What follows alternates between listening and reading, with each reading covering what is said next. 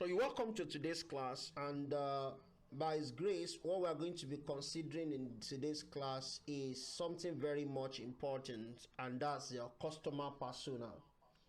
Remember, in our last class, we look at the concept of brand ecosystem, and we said is a way of we knowing and understanding how to reach our target audience. So if you have done your brand ecosystem work, like you fill the Canva, then you can go to the next stage, that is what we want to consider in this class, which is the brand persona.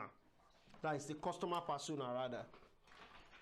You must have heard of a couple of things that people talk about when it comes to persona. Things like archetype. They always call it brand persona, brand persona, brand persona. Why is it brand persona? Why not customer persona? Have you tried to ask that question? Because to me, it shouldn't be called brand persona. It's supposed to be customer persona. Yes, because the problem that the brand is solving it's not the brand that has that problem. It is their audience that have the problem. Oh, and I understand. If the brand persona does not tally with the customer persona, customer will not be able to relate with the brand. Do you get now? In order for customers to relate to the brand, to see it as something that tally with whatever they are suffering for or whatever they are looking for, that's why we always call it brand persona, brand persona. And because of that, it is difficult for you to be able to come up with what they call brand persona.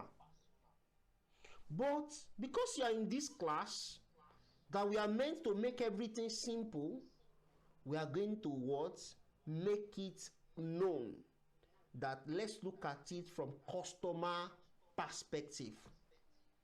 When you look at it from customer perspective, it helps you to define the brand persona accurately. Do you get where I'm coming from now?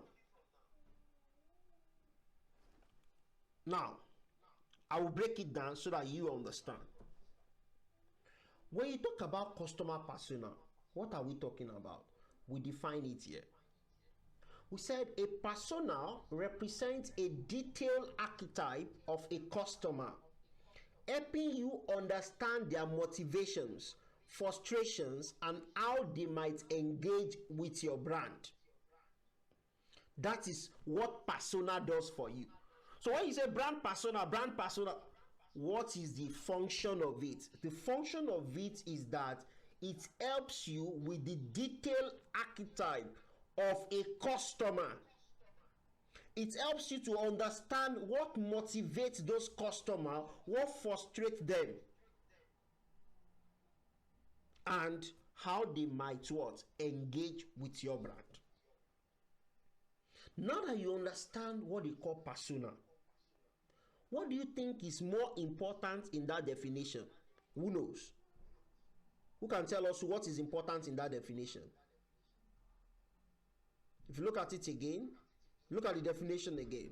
A persona represents a detailed archetype of a customer, helping you understand their motivations, frustration, and how they might engage with your brand. What is more important to focus on in that definition?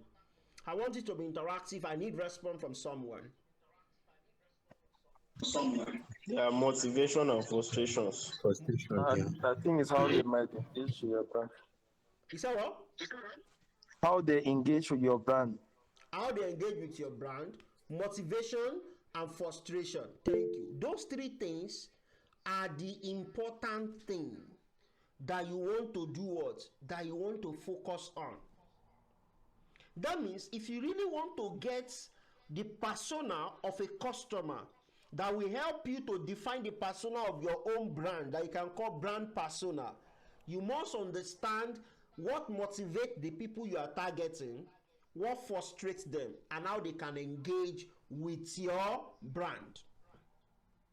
So when somebody now say how to determine brand persona, what it simply means is determine the motivation, the frustration, and how your customers will engage with your brands. That's what you want to determine. So if you understand that, do you think it's going to be difficult for you to come up with a brand persona? I'm asking. No, sir. No, sir. Obviously, no. So what I'm saying in essence is that all those jargons that our senior colleagues have been using on internet, you need to understand them in a way that even they did not understand, because I can tell you categorically, well, all of them just mentioned those things. Majority of them just mentioned those things. They don't really understand it deeply. But you understand it deeply now. You can explain this to a 5-year-old person. Now, let's now take for instance that at this point in time, you want to find what? The brand persona for your business. What's your brand persona? For you to find your brand persona, what you need to do is that, first of all, come up with a name for your target audience. Do what? Come up with a name for your target audience. That's the first thing you want to do. You want to do what? You want to come up with a name for your target audience.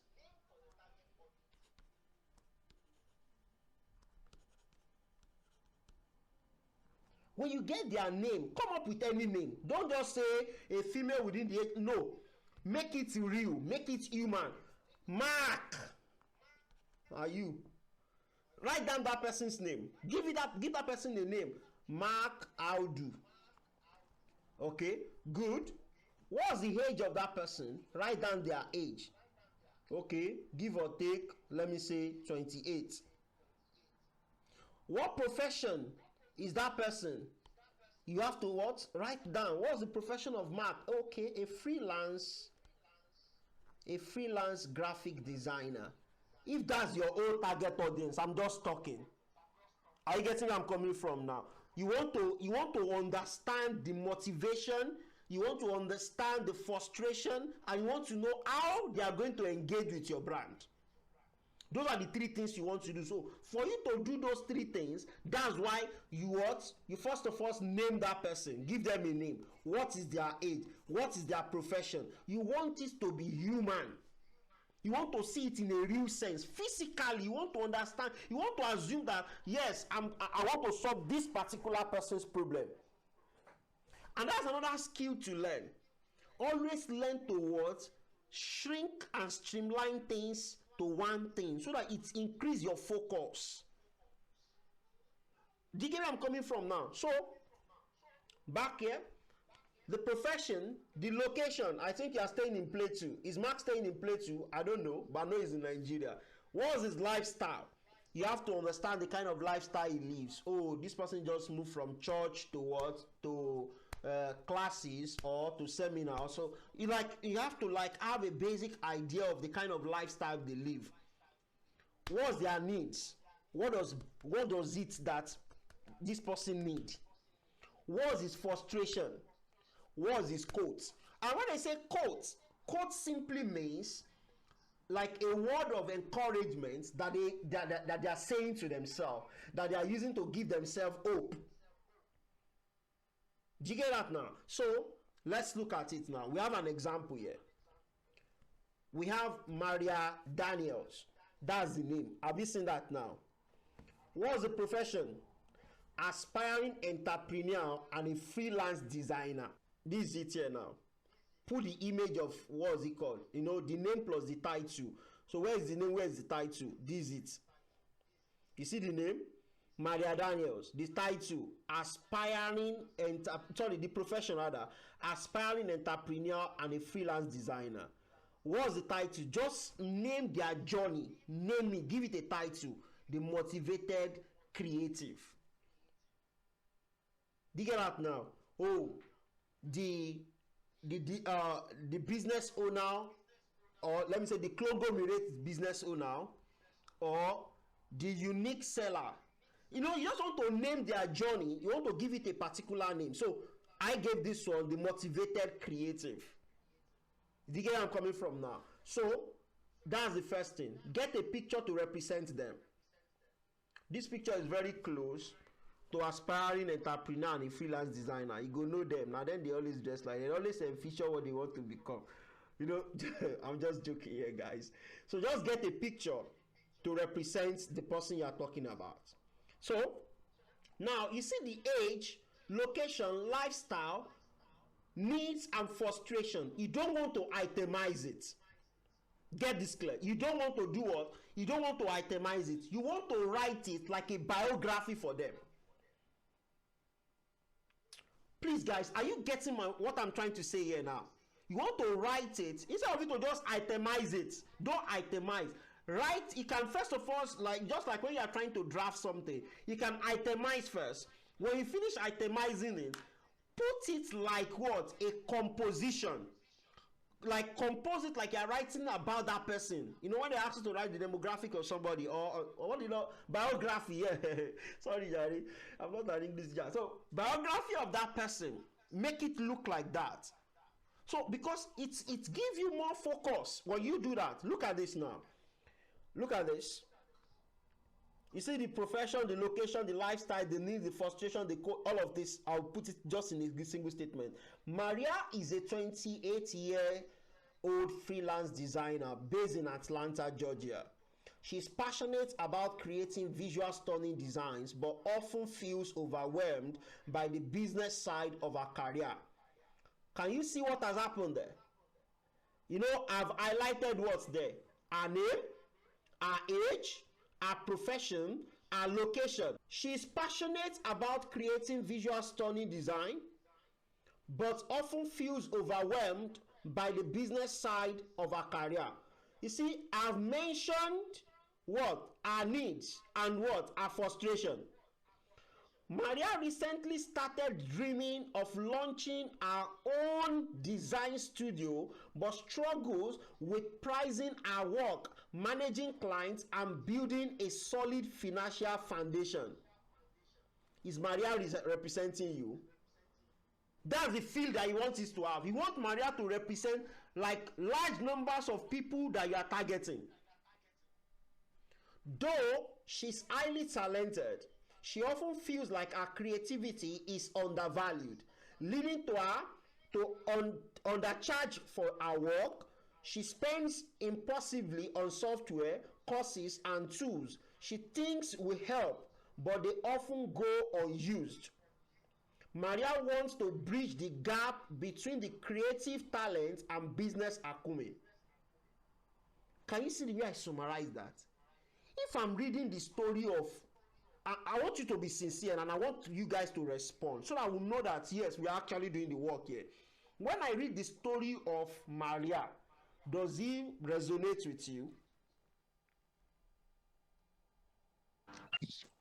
I've overpaid for courses. I feel it in my bones. Does it resonate with you? It resonates very well, sir. Somebody said they can't see my screen. Can another person see my screen so that we know that that person's network is the problem? I think it's the network. It's network. I can see your screen. Okay, that means that's the person's network. So if you look at this now, let me read the story again. So you pay maximum attention so that when I remove the word Maria and you put your name, it suits you. Maria is a 28-year-old freelance designer based in Atlanta, Georgia. She is passionate about creating visual stunning designs but often feels overwhelmed by the business side of her career. Maria recently started dreaming of launching her own design studio but struggles with pricing her work, managing clients, and building a solid financial foundation. Though she's highly talented, she often feels like her creative is undervalued. That is, her creativity rather is undervalued, leading her to undercharge her work. She spends impulsive on software, courses, and tools that she thinks will help, but they often go unused. Maria wants to bridge the gap between her creative talent and business acumen. So if you remove the name of Maria and put your name, does this story resonate with you? Does it look like somebody have defined you? Yes. So That yes, sir. is that is when So, you write the appropriate, like, you see that aspect now. You have put together three things: your psychographic and demographic. Because under demographic you have location, you have age, you have gender. You've covered all of those things. Under psychographic you have the frustration, the needs. You covered it. So anybody reading that thing, as long as they are your target audience, it will resonate with them. That's what you want to do. So, and that's what you want to do for your clients if you are running this particular strategy for them. Do you get where I'm coming from now? So that's why you can see beside here now, I summarize the key elements that will help you to come up with this particular story. So once you're able to do this, you know what? You now try as much as possible to itemize the needs. Because if you look at this place now, the needs is just like, we just put it like a compound words. Now let us now break it down. In the next step, you want to break it down so that you will understand what you should sell to Maria in order for her to solve her problem. Are you with me now? As a business now, the next thing you want to do now is now to itemize what has led to those things that build up those frustrations that Maria is having. That means we have what? One, practical education. Maria will need a practical education. If Maria can get a practical education, then community, affordable solutions, and clarity. If these four things can be in place, these are the things that Maria needs. Like, you have already looked at it from your own point of view, that with the whole problem that Maria has itemized to us, this will be the need. Nǹkan tó need lele, this is the solution. What do you say happens? My eye is turning me and I'm having a headache at the center of my head and I've not eaten since morning. Okay. You need to relax, you need to eat. That's what you need. You see now, just by understanding the whole of the frustration that person have, you itemize the need of that person. Okay, eat and rest. So if the headache continue, okay, you go need paracetamol. Are you? I don't know if you guys are getting what I'm trying to break down here. And yes, sir. those things become the foundation for the offer that your business is going to push to Maria to buy. So back to this. Once you're able to do that, make sure you define those things when you itemize them. So you can see practical education. What do I mean by that? A step-by-step guide to merge creative and business skills without feeling overwhelmed. Community, a support network of like-minded creative who understand our challenges. Affordable solution, tools and resources that deliver value without breaking the bank. Clarity, strategies to organize our finances and confidently price our services. You see, the way I have this now, if I want to sell to you or I want to sell to Maria, it's very easy for me. Let's say I pick up my phone and I be like, oh, good afternoon, am I on to Maria Daniel? You say, yes. Okay, my name is Toib from Fixer Card. Is there a bad time to talk to you now? And she said no. Okay, I'll say quick one. I understand the fact that you're having challenges regarding how you can price your business, especially starting up your studio and getting your creative work valued. Am I right? If she said what? Yes. That's the problem. Normally, the way I'm going to craft this, I'll craft it for her to say no. Do you get where I'm coming from? So instead of me to say, am I right? And she's going to say, I'll say, okay, is this the opposite of what is happening to you? She can say, no, that's exactly what is happening to me. Do you know why I'm forcing her to keep on saying no? It's because I want her to feel in control. When people tell you no, it makes them feel relaxed. And where am I pushing to? I'm pushing to the word yes. All right. Just a quick one. So I can Fix a Card can help you to solve this problem by looking into these four things. Practical education. What's the next one? I forgot. What follows? Let's go back there. Okay, so we can help you to solve this particular problem in this first step. Practical education, that is a step-by-step guide to merge your creative and business skills without you feeling overwhelmed. Secondly, get you a community, that is a support network of like-minded creative who understand your challenge. And thirdly, affordable solution, that is tools and resources that deliver, just by saying that I'm teaching you how to make a sales call. So by itemizing those things for her, she already understand how I want to solve a problem. Do you get? First of all, let her understand that I understand that problem. Secondly, I told her I can solve a problem and how I'm going to get that done. I'll now ask her, okay, do you have that's the killer sales questions now. Do you have your calendar handy with you? If she said yes, okay, good. Is it possible for us to fix? Is it fine with you to have a minute of a meeting of 30 minutes to 20 minutes with me at so place by 8 a.m. in the morning?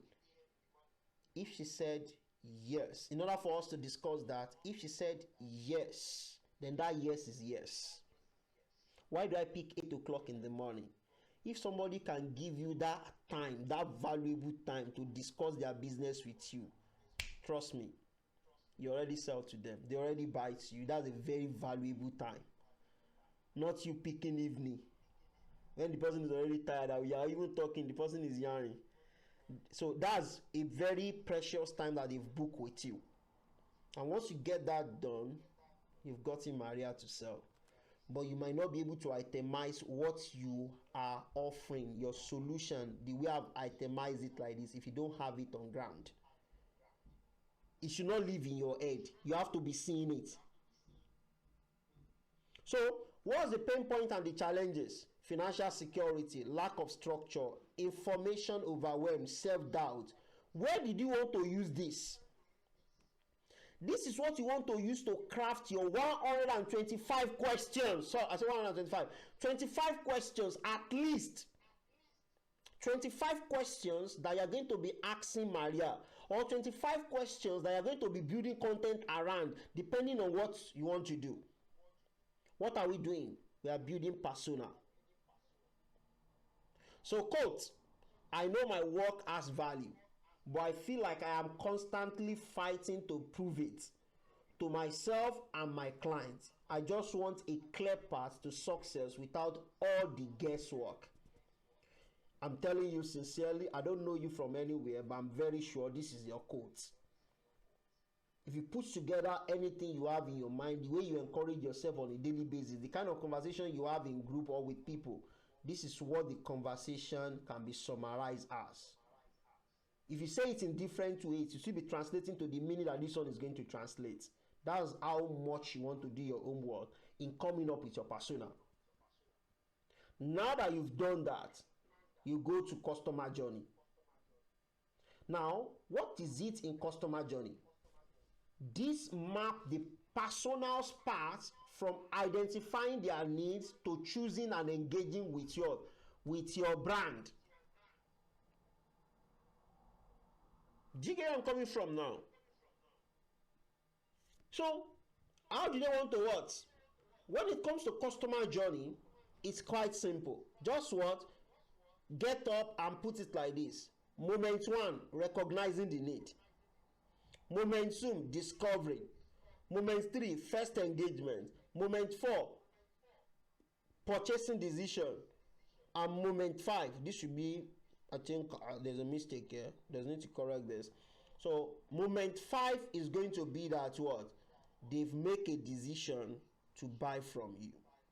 Like they've purchased what you are selling. So moment 5 is going to be that they now make a referral. They are now a loyal customer. So you have to do this step by step. Let's see how Fix a Card does theirs. Do I put that here? Yeah, so this is it here. You can see moment in the experience. So what is it? Discovery. How does she know about us? Scenario. Maria is scrolling through social media, feeling frustrated after another client pushed back on her pricing. She stumbled upon a post from your brand offering tips for designers on valuing their work. Can you see how, you see, the pain points and the challenges is what reinforce the kind of content that Fix a Card is going to create. So when Fix a Card is creating content around that pain point and challenge, that is the first day that Maria come in contact with it on social media. When she see us talking about these things, what next? She engage. Just like you also did. It is when you see all of those things being discussed, what do? You engage. When you engage, what happen? Maria click through the what? The website or download the free resources, e.g. Designer's Guide to Pricing and Client Management. She also signed up for a webinar on balancing creativity and business. So you have engaged now. All of you have commented brand. And you've gotten a link in your DM. You click on the link, you join the what? The community. You see, you are engaging. Watch out, watch out. So first service experience. Maria sign up for an affordable beginner-friendly course or engages with a mentor and personalized advice. The advice directly help her negotiate a better deal with a client. So just like you are currently what? The first service that we are giving to you is maybe, okay, buy this book, read this book. When you read the book, you are able to see how you can run a strategy session with your client, and you did that successfully, you are happy. Or a seminar that we organize and talk about sales, and you implement it, it yield the result. You're now confusing now that, okay, this is not like what I used to have before. So transformation has come in now. Maria applies what she's learned to her business. She's now charging her work and has a clearer plan for managing finances and clients. She share her success story on social media, tagging your brand. Just like some of you do on your WhatsApp page, tagging Fix a Card. Do you get where I'm coming from now? Talking about what you've learned and where you learned it from. That's exactly the same thing that will happen at the transformation stage. Do you get where I'm coming from now? So these are things that happens to them when they are getting to what? When they want to make their purchasing decision. What is she thinking? You know, these are the 4 steps that you need now. Now, at every point in time, at the discovery stage, when she gets to the discovery stage, she has a positive thought and a negative thought. She's thinking, hopefully, she sees a potential solution to her struggles. That's what she's thinking. That's the positive mindset. I hope this free class is going to help. That's what you think before you join. You don't just join. You are guessing, okay, let's give it a try. Maybe it's going to help. Maybe we are going to get something beneficial from it. Because we have attended a lot of free classes. So let's see how this one is going to be. You have a positive mindset. What's negative? Skeptical. She's seen advice before, but found it unhelpful. So when you see the free class, you are thinking it's going to be beneficial. However, you have a negative thought that a lot of free class that we have attended by different people, it has not changed anything. So you also have to think of that. So that all of these things are what will help you to know how to send out your message. So that's when they discover your brand. That's the positive and negative thought that they have. All right. So what next? When they engage, what's the positive and negative thoughts that they have in mind? After engaging, empowered, she's taking a proactive step towards solving her problem. So a lot of you now in this class now, with this canvas that you are building, you are thinking within your mind that, oh, you are now taking a serious decision about your business now. What's the negative thoughts? You also have a negative thought. What's it? Overwhelmed. She hopes this won't be another resources she can't implement. So you are thinking it currently. All this canvas that I'm putting together, you are happy that you are putting this together, that you are taking a bold step. But at the same time, you are having that negative thought that will I be able to implement this thing? Or how will I be able to implement? Or how will this thing solve? That's the negative thought you are having. You also want to have that clearer when you are working on this customer journey. So, first service experience. As you are buying the first thing, relieved and motivated. She sees immediate value and feels supported. What's the negative thoughts? By the time you probably whatever we sell to you, you buy it and you feel like, wow, I've made a good decision. You feel relaxed and you feel supported with everything you got from the class and the like. What's the negative thought? Nervous. She hopes her investment in the course or services pay off. So I just hope say this book wey I buy, I go see person use am for. So that's the negative thoughts now. So you move to the next one, transformation. What's the positive thoughts there? Proud and confident. She feels empowered and ready to grow. By the time you read the book, you be like, correct, I fit do brand strategy workshop with anybody now. I understand this thing now. Like, so what's negative thoughts? None. This is your breakthrough. Until you're able to get to this point whereby you're not second guessing or doubting anything. Am I making sense now? So, the third thing that you need to look for under, the third thing that you need to look for under each of the moments is contact point with the brand. Where did they meet you? This is the discovery. Abi, when they discover you, what they see and the likes. What's the positive and negative thought that they have in mind? What's the contact point with the brand? Where did they meet your brand? Instagram posts or ads or where? You must be able to identify where they are going to find you from. All right, engagement. Where did the engagement get to take place? Is it on the website? Is it free action? Is it what? Is it email and the likes? You have to put that. Their first services, is it online courses or is it mentorship? Is it chatting? Is it community? You have to put that. So when the transformation takes place, the contact point with the brand is a vacuum. Do you get where I'm coming from now? So that is how you can, that's what you want to do under the customer persona and the customer journey. So all these things that you have done like this, you can now look at it that, okay, looking at this brand that provide this particular solution to this person, what archetypal mix can I use to cover them? Okay, go back to where? This is where the ashiri lies. You go back to this place. Under the needs, practical education, community, affordable resources, and clarity. You now look at the whole archetypal mix. That is the 12 archetypal mix or 13 that we have. Which one relates to this solution? Is it the hero? Is it the magician?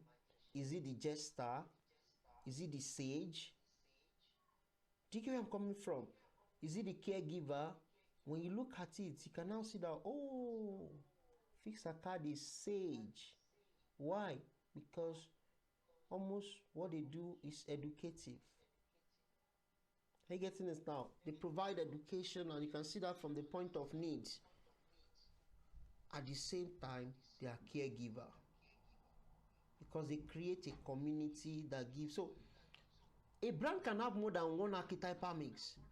So you can see the way we determine that of Fixacard, sage and caregiver. Are you getting this now? So they can now be 70% of sage, 30% of caregiver, and they can even have 3.